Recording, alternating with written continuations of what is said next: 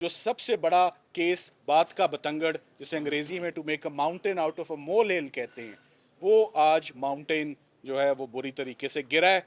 हमारे ऊपर नहीं गिरा, वो सरकार के ऊपर गिरा है। आज सरकार ये साबित नहीं कर सकी कि ये सजाए मौत या उम्र कैद का केस है। उनको बहुत अपॉर्चुनिटीज मिली और आज आके अगर कोई बात बनती है तो वो सिर्फ 2 साल की बनती है। तो यूनानिमसली शॉर्ट ऑर्डर पास हुआ और शॉर्ट ऑर्डर में ये जमानतें आज 4 घंटे के दलाइल के बाद, सो मेरा ख्याल है कि बहुत दिनों के बाद साइफर केस की हवा निकल चुकी है। साइफर केस, जैसे कि चौधरी एतजाज अहसन साहब कहते हैं, आज हकीकी मानों में मेरी नज़र में और जजेस की नज़र में सिफर हो चुका है। अब इस केस के अंदर कुछ नहीं बचा।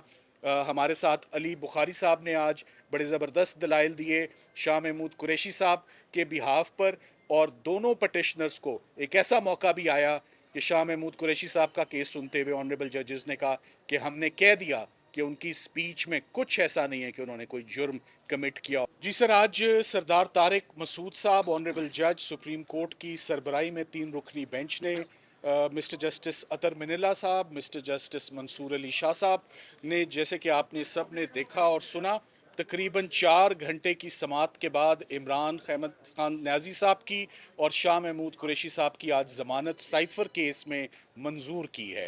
ये तकरीबन 4 घंटे के दलाइल सुनने के बाद जो अहम बात आपको बताने के लिए कि सुप्रीम कोर्ट ने बार बार ये चीज़ आज ऑब्जर्व की कि ये इस केस में साइफर डॉक्यूमेंट कभी बाहर गया ही नहीं है। तो ये साइफर डॉक्यूमेंट आप एक्सप्लेन करें कि साइफर का बाहर जाना तो यहाँ पर बनता ही नहीं है, ना रूल्स के मुताबिक, ना फॉरेन ऑफिस के मुताबिक, ना प्रोसिक्यूशन केस के मुताबिक। दूसरी जो अहम बात बार बार आज जिसको प्रोसिक्यूशन से कन्फ्रंट किया गया कि वो फॉरेन पावर बताएं, वो एनिमी स्टेट बताएं जिससे जो मुस्तफ़ीद हुई, जिसको फ़ायदा पहुंचा या फ़ायदा पहुंचाया इमरान खान साहब ने। ये तकरीबन बात 10 से 12 दफ़ा मुख्तलिफ अंदाज में पूछी गई जिसका सरकार के पास कोई जवाब नहीं था। फाइनली जो साइफर केस इतनी तेज़ी से चला आ रहा है 15 अगस्त से, और 15 अगस्त से उसमें इमरान खान साहब और शाह महमूद कुरैशी साहब की गिरफ्तारी बिला जवाज़ फेडरल इन्वेस्टिगेटिंग एजेंसी ने कर रखी है। और आज दिन तक जो ट्रायल जज हैं उन्होंने भी ज़मानत खारिज की, और इस्लामाबाद हाई कोर्ट के फाजिल जज साहब ने भी ये ज़मानत खारिज की। उसको आज तीनों जजेस ने यूनानिमसली एक आवाज़ से उस केस को भी मुस्तरद किया, फर्दर इंक्वायरी भी पाई, और साथ ही साथ उन्होंने कहा कि ये पॉलिटिकल विक्टिमाइजेशन अगर ऐसे ही चलती रहेगी तो लेवल प्लेइंग फील्ड कैसे मिलेगी। Imran Khan is the leader of popular political party Pakistan Tehreek Insaf. Elections 8 फरवरी को हैं, उससे पहले। और ये कैसे पता चलाया जा सकता है? आज बार बार जो बात सामने आई, जो एक तासुर चल रहा था कि ये केस सजाए मौत का केस है या उम्र कैद का केस है, आज सरकार ये साबित नहीं कर सकी कि ये सजाए मौत या उम्र कैद का केस है। उनको बहुत अपॉर्चुनिटीज़ मिली और आज आके अगर कोई बात बनती है तो वो सिर्फ 2 साल की बनती है।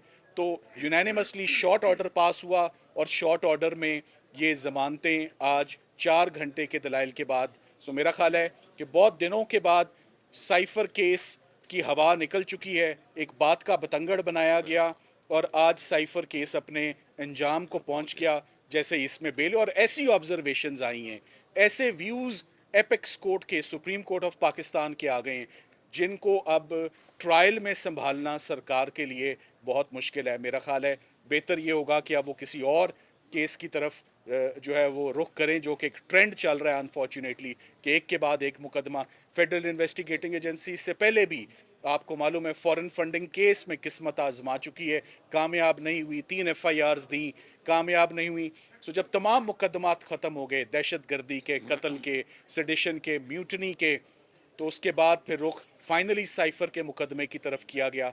मगर आज जो बार बार बात हुई कि ऑफिशियल सीक्रेट्स एक्ट और इस कानून का, जो कि आर्म्ड फोर्सेस की प्रोसिक्यूशन के लिए, बड़े सीरियस मामलात के लिए ये प्रोसिक्यूशन होती हैं कि दुश्मन मुल्क के साथ ताउन किया जाए, यहाँ पर कोई चीज़ बाहर नहीं गई है। बहुत केयरफुली कुछ बताया गया है कि फ़ौरन मदाखलत पाकिस्तान के अंदरूनी मामलात के साथ जो हो रही है, और उसके ऊपर फॉर्मली US एम्बेसी को पाकिस्तान में और यूएस को इन यूएस सॉइल उनको डीमार्च किया जाता है, एक प्रोटेस्ट लॉन्च किया जाता है और एक गिला दिया जाता है कि पाकिस्तान के अंदरूनी मामलात के साथ ना मदाखलत करें और ना ही अनडिप्लोमेटिक और कंडेमनेबल लैंग्वेज जो है उसका इस्तेमाल करें। सो साइफर केस, जैसे कि चौधरी एतजाज़ अहसन साहब कहते हैं, आज हकीकी मानों में मेरी नज़र में और जजेस की नज़र में सिफर हो चुका है। अब इस केस के अंदर कुछ नहीं बचा। हमारे साथ अली बुखारी साहब ने आज बड़े ज़बरदस्त दलाइल दिए शाह महमूद कुरैशी साहब के बिहाफ पर, और दोनों पटिशनर्स को एक ऐसा मौका भी आया कि शाह महमूद कुरैशी साहब का केस सुनते हुए ऑनरेबल जजेस ने कहा कि हमने कह दिया कि उनकी स्पीच में कुछ ऐसा नहीं है कि उन्होंने कोई जुर्म कमिट किया हो, no offence is made out. So unfortunate बात है कि एक फॉरेन प्राइम मिनिस्टर, एक फॉरेन मिनिस्टर को आपने इतने अरसे से 125 दिन से आपने उनको जेल में रखा हुआ, बेजा रखा, बिला वजह रखा। इसका अजाला कौन देगा ये आप देखते हैं, ये वक्त ही बताएगा। सो ये पॉलिटिकल विक्टिमाइजेशन की जो एक वेव है, this must stop, this must discontinue. और जो फ्री एंड फेयर इलेक्शंस हैं और लेवल प्लेइंग फील्ड की बात आज ऑनरेबल जजेस ने भी की, वो आज आई होप कि आज के बाद वो प्रोवाइड की जाए और आगे इसमें बढ़ा जाए। मेरे साथ इस वक्त ज्यादा अहम सवाल है वो इलेक्शंस का है, क्योंकि इमरान खान एक बड़ी सियासी जमात के लीडर हैं।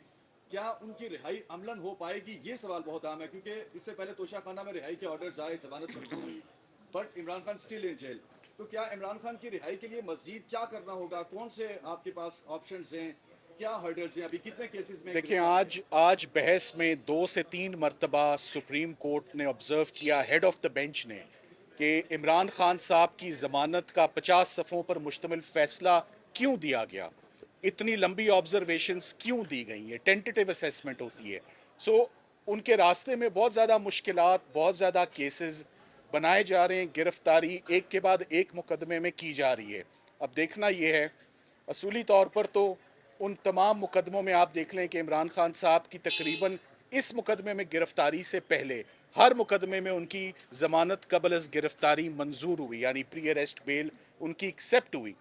हमारे आगे जो केसेस आते जाते हैं, हम पूरी कोशिश करते हैं कि वो हेयरिंग्स भी मिलें। अब अनफॉर्चुनेटली एक तो छुट्टियां स्टार्ट हैं और हम बहुत एंशियस थे कि ये हेयरिंग आज पाए तकमील तक पहुंचे और आज इसमें फ़ैसला आए, जो कि हम अप्रिशिएट करते हैं कि बेंच ने बहुत पेशेंट हेयरिंग हमें भी दी और सरकार को भी दी।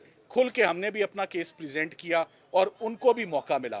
फ़र्क ये था कि इमरान खान साहब को अकेला मैं रिप्रेजेंट कर रहा था, शाह महमूद कुरैशी साहब को अकेले अली बुखारी साहब रिप्रेजेंट कर रहे थे, मगर एक कमज़ोर केस को संभालने के लिए 3 लीडिंग क्रिमिनल लॉयर्स इस्लामाबाद के वो तैनात थे, वो डिप्यूट थे कि इस कमज़ोर केस को किसी तरह संभालें। मगर एंड में कमज़ोर केस एक्सपोज होता ही होता है, it's a matter of when. So आज फाइनली सुप्रीम कोर्ट में ये केस बुरी तरह से एक्सपोज हो गया है।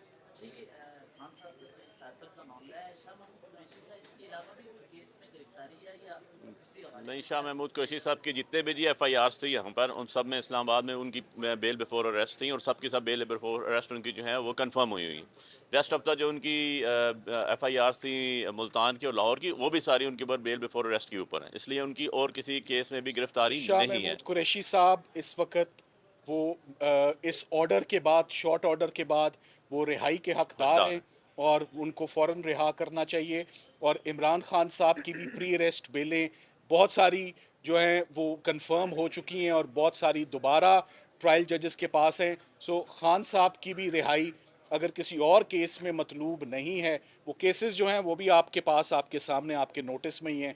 वो एक कैंपेन चल रही है पॉलिटिकल विक्टिमाइजेशन की, मगर जो सबसे बड़ा केस बात का बतंगड़, जिसे अंग्रेज़ी में to make a mountain out of a molehill कहते हैं, वो आज माउंटेन जो है वो बुरी तरीके से गिरा है। हमारे ऊपर नहीं गिरा, वो सरकार के ऊपर गिरा है और FIA के ऊपर गिरा है। Thank you very much. बाखबर रहिए हर जगह हर वक्त बर वक्त। अभी सुनो न्यूज का YouTube चैनल सब्सक्राइब करें और बेल आइकन पर क्लिक करें और जानिए मुल्की और गैर मुल्की हालात व वाक़यात यकीन के साथ।